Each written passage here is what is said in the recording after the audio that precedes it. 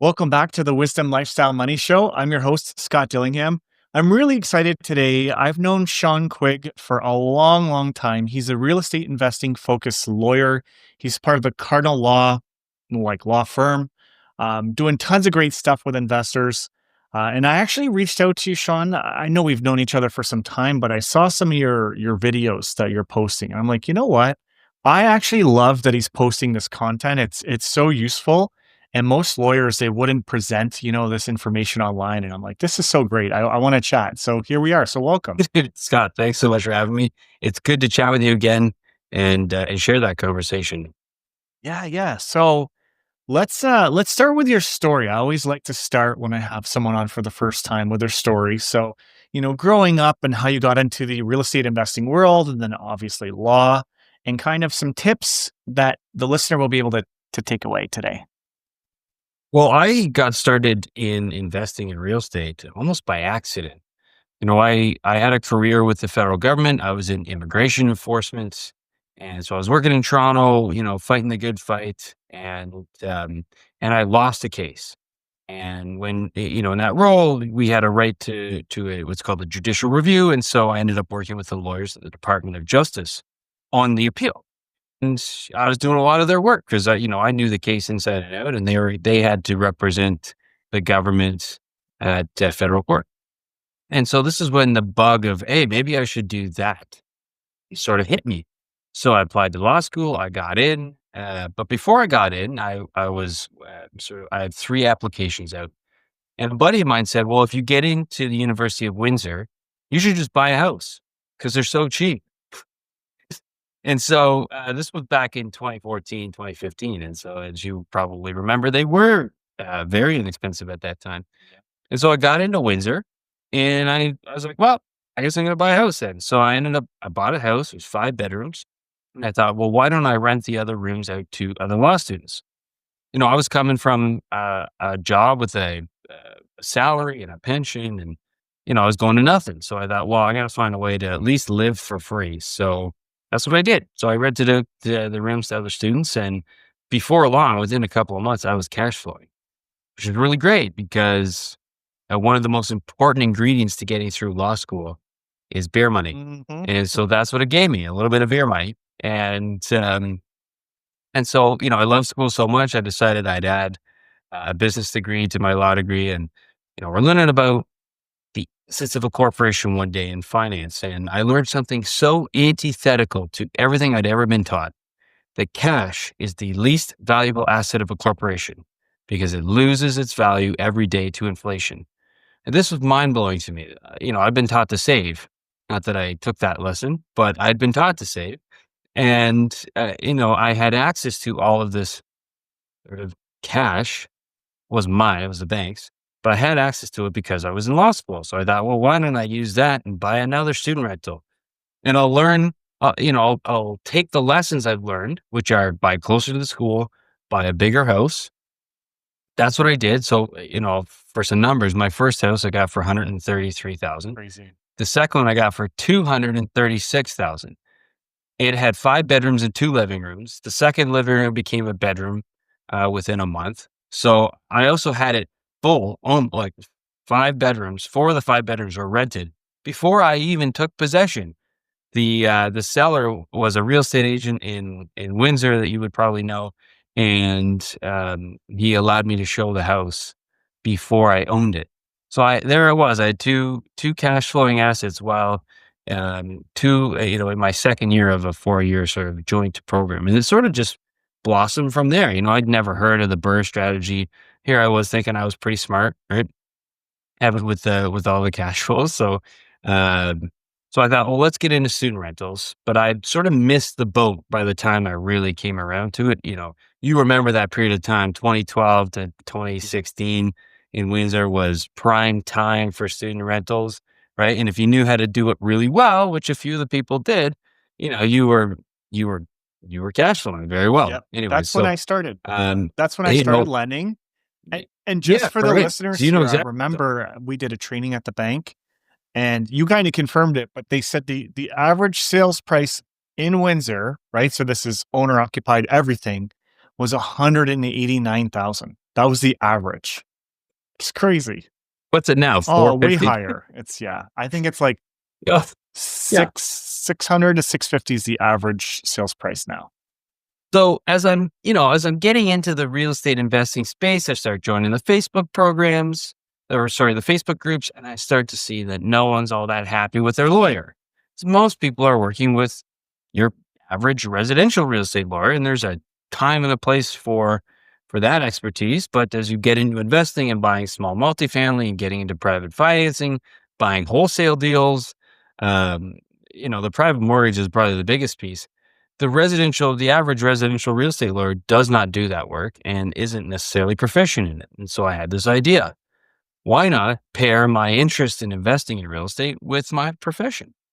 So it took a little while, right? I started on Bay Street. I was doing the big law, corporate commercial work for a bit. And then I eventually said, you know what? I'm gonna take this on. So I went to a smaller firm. I was there for 2.5 years. Really sort of cut my teeth in the industry. Learned a ton about how to be an investor for real estate investors. Sorry, how to be a lawyer for real estate investors, and then launched my own firm about a year and a half ago, and then had the opportunity to merge it with this one with Cardinal Law. And so now my partner Milena and I have this sort of super firm for real estate investors by real estate investors. I'm still an investor. My partner Milena is as Oh, well. that's incredible. And I've actually had Milena on the podcast previously. So for anyone who may have heard that, yeah, that's ties it all together. That's incredible. So what do you find? Because I know, again, the video that struck me as inspiring was um, it was you had a deal. It was difficult to close it. I'm sure there's things that you can't talk about here as to why it was difficult to close it, but you came up with some solutions, and I love that. And what do you find the biggest challenges in real estate for an investor are? Because I agree with you, most people they don't understand it, and if you go to the wrong lawyer, yeah, I've seen a lot of issues. So what would you say would be those issues, and how do we get past them? Right now, we're recording in late 2025, and the biggest issue that is facing investors right now is that they borrowed all sorts of money cheap a couple of years ago, and that money is time. It's time to collect on that if you're the lender, and equity is down, values are down, and so the refinance ability is just not there. Right? You remember the boom when you could be the worst investor in the world and still be making a ton of dough because the values were just going up 12% a month. That's no longer the case. As you and I both know, values are going down or have stagnated. And as a result, everyone's having trouble paying out their lenders. So I am seeing a ton of power sale. And a power sale on a house is bad enough. But I'm seeing a lot of power sale on big projects, on development projects, on large multifamily. And that's where things get really sticky. So the transaction you're talking about, the post that I made, was about a power sale proceeding where our client was the owner and borrower and ran out of money to pay the interest, and his joint venture partners. Well, he didn't actually finish with the joint venture agreement. Started on it, never got it signed, never got it finalized, and as a result, we had no leverage to go sue his partners to keep chipping in more money. And as a result, he stopped. He was out of cash, stopped paying the mortgage. So the lender started the power sale proceeding. So our job was to do two things really: hold off the power sale as long as we could until he could sell the building, which he did. He was able to sell the building, but inexplicably, he delayed the closing by 3 months. And over those 3 months, the amount owing to the lender became so much that it exceeded the purchase price, which added a third problem or a third thing to solve, which was getting the lender to accept less in exchange for not only a discharge of the mortgage, but also a release of the guarantor, basically a full and final settlement. That was the key piece. That was the hard part here, because paying out the lender is one thing. And yeah, sure, they'll take a $50,000, $60,000 haircut now, but they're just going to turn around and personally sue the proponent personally, which sort of defeats the purpose. So we were able to limit his exposure to about $12,000 from 1.8 million, which I count as a win. I don't think 12,000 is enough for anyone to Yeah. really go after, and it would be small claims in any Yeah. event. So we got a win. It was a challenge. There were, there was a very difficult lender. The lender themselves, they were fine. Their lawyer is a well-known private lending lawyer in the industry, and notorious, you might say. And the seller also, his lawyer, I think, was sort of playing in a league that maybe he ought not to have been in. So that created some challenges as well. But in the end, everyone got what they Okay. wanted. So and that's an awesome story. Um, Now for the investors, right? And in hearing what you're saying and reading between the lines, I think, right, especially if you have those expensive money loans, right, and it's coming due, lots of renewals are coming due, right, and they are worried about power of sales from that, from the loans being unaffordable. I think to reduce that, and I'm sure you'd agree, is speak to a lender now. Even though your loan might not be up for 6 months to a year, um, and you know your rate's going up, speak to someone now, get a game plan going. Um, Now your client, it was an unfortunate situation that they couldn't pay it. It was slightly different, right? Deal, but still, those with existing properties, right? If they don't get in and chat with their lender, it could cause trouble. So, would you agree? Like, get in early and come up with a game plan before it's too late. Yeah, no doubt. Getting ahead of it is going to work out so much better. Now, there's a fine line here. You don't want to go so far as to say you're going to default. That's going to result in possibly a legal issue called anticipatory breach. And anticipatory breach is problematic because it basically accelerates the deal. It basically says, well, you are telling me that you can't complete our transaction now, even though it's not due for 4 months. Well, then I'm declaring it in default now. And that is permitted. So you want to work with them on a without prejudice basis. You definitely want to talk to your mortgage broker. You probably want to talk to your lawyer. And if you have joint venture partners, they need to be on board. One of the things that sort of shocks me, and it happens so often, are joint venture or shareholder agreements that show up unsigned. If you're out there and you have partners and you don't have an agreement, or you have an agreement but it's not signed, that should be priority number one today. Get it signed, because without it, you got no Yep. leverage. And with multifamily too, like there's ways around it. We saved a deal, not quite to the extent of yours, but we had a client that they bought the property with not good financing because they're trying to turn it over, and they did turn it over, but not to their full capacity. They're younger investors, and they just didn't know all the ins and outs and everything. So ultimately, they got done the project and they wanted to refinance it, but it didn't have the appraisal value they were looking for because they didn't increase the rents and do just the things that were fully needed to get better terms. So kind of like you, the project was becoming unaffordable. So we kind of coached them on some solutions to get those rents up, which for those that are listening and that don't know this, right? With commercial, the higher the rents, the higher your property's value. So we were able to force the value up by turning it over properly. And then we could do the refinance, get them out, get them into better terms, making it affordable now. And now they have positive cash flow. So little things like that people don't realize. People are busy too. Like I see so many investors that forget to raise the rents, and that could even be a solution here, right? You could have your mortgage renewals coming up where the payment is going to be high that you don't cash flow, but maybe you've been too busy that you haven't actually raised your rents.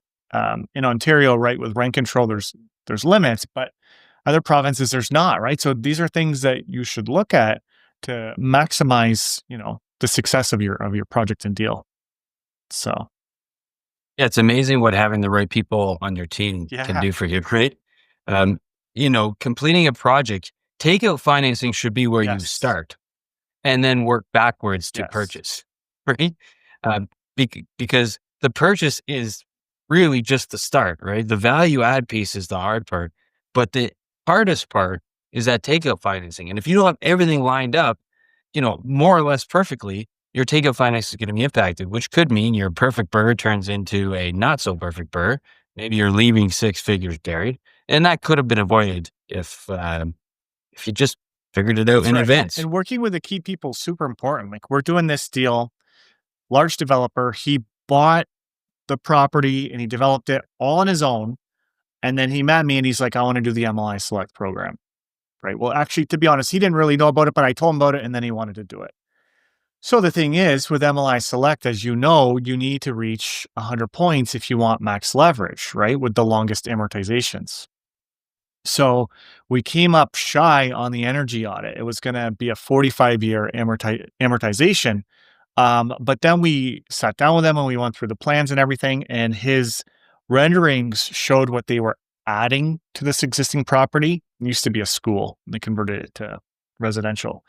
But they built on top of existing insulation. So with that, we were able to get the points needed. So we had the full drawing. So just back to your point about meeting with the right team first before you start a project, because had we not noticed that, right, he wouldn't have had the full points and he would have had to potentially lower loan to values and, like I said, shorter amortizations eating into his cash flow. So in this guy's case, it worked great. We made it work. But I agree. I find we're always getting, clients where it's like we're kind of picking up the mess. So we don't mind. It's like it makes it, you know, interesting and entertaining. Not entertaining, but do you know what I mean? Like it's like a new challenge. So it's like, It, all right, let's fix this. But yeah, coming to the right people, I think that's a great takeaway here. Coming to the right people the first time will help. And that's why I wanted to have you on this call, because I really like what you and Milana are doing. I love how you're built for investors. I see how you guys solve problems. And I just think for any investor who's out there purchasing, refinancing, whatever the case may be, I feel like, they should give you guys a call, right? And if they want to speak to a couple to get a couple opinions, right? They should make you guys one of them. Absolutely. Appreciate that, Scott. We have 5 core values at our firm, and one of them is bringing new solutions to age-old problems. Um, there is no, we don't really take no. One thing I've learned, in my years of practice is that it is a lot easier to say this is too risky or oh, than to figure it out. It's so much easier to say don't bother, but that doesn't move the needle for the people that need needles moved. And so that's why it's one of our core values. It's so important to actually figure out something, right? It might not be the best, but something is definitely better than nothing. Thanks for Yeah, that no shout out. worries. So, and for those listening, because we do have an audience across Canada here, but for those listening, where do you service? Where could they use your services? Yeah, good question. For primarily Ontario, right? All over Ontario, but primarily Ontario. If you have corporate structures that need a look outside of Ontario, there may be a scenario where we can sort of assist there. We can also help with estate planning out of province, although I generally recommend people do find a lawyer in the province in which they live, because the estate planning, the law of estate planning is governed federally, which means it works across, but the application is provincial. And so it's pretty important to make sure that those proverbial T's are crossed and I's dotted within your province. No, makes sense. So, okay, so then how does that work? Right? Because you're GTA based, say the property is in Sudbury. I'm just making this up. How do they get the keys? Like, how does that work? Well, great question. We're a virtual firm. So our physical existence doesn't really exist anymore. With real estate transactions, largely the keys are left at the property, usually in a lockbox of some kind. That's, whether we were a traditional firm with a physical location or not, the act of couriering keys to the lawyer's offices has largely gone away, especially since COVID. Our realtor partners have really stepped in to help with that. For I think for a seller, will give us the lockbox code that we can then give to the buyer's lawyer once we have the money, and vice versa. Most law firms are pretty good about getting that information and giving it to us once they have the money if we're on for the Awesome. buyer. Okay, so that's nice and easy. Um, Yeah. so cool. So okay, so someone's listening to this and they want to reach out to you. What's the best way that they can contact you to get this going? Good question. You'll find me all over social media on Instagram, on Facebook. You can message me there. You can send me an email. We got a form on our website, cardinallaw.ca, that you can fill out, and I'll get that form right to my inbox, and I'll reach out. What we do typically, especially when new investors come in, if they're looking to make a change on the legal side of their power team, we'll get on a call. You know, talk about what their goals are, where they've been, where they're going, sort of understand what gaps they're seeing that cause them to reach out, and then sort of devise a plan to get them set up and ready to take on new projects once they come on board. Right. So that means taking a look at that corporate structure, make sure it's tidy, make sure it's the right size. Right. Sometimes we have corporate structures that are too big or too small. So we want to make sure that you're making good use of your money there. And then once that's cleaned up and ready to go, tackling transactions is actually so much Okay. easier. When your books are in order, man, things are so much easier. No, that makes sense. I agree. I agree fully. Yeah, So awesome, Sean. Well, listen, I really appreciate you coming on and adding value and sharing your story. So thank you. And then I'll make sure in the show notes as well that it lists your details there. So if you're listening and you're in the car and you can't take note, it'll be in the show notes. So save them for later. And thanks so much. Scott, thanks No for having me problem. on. Take care.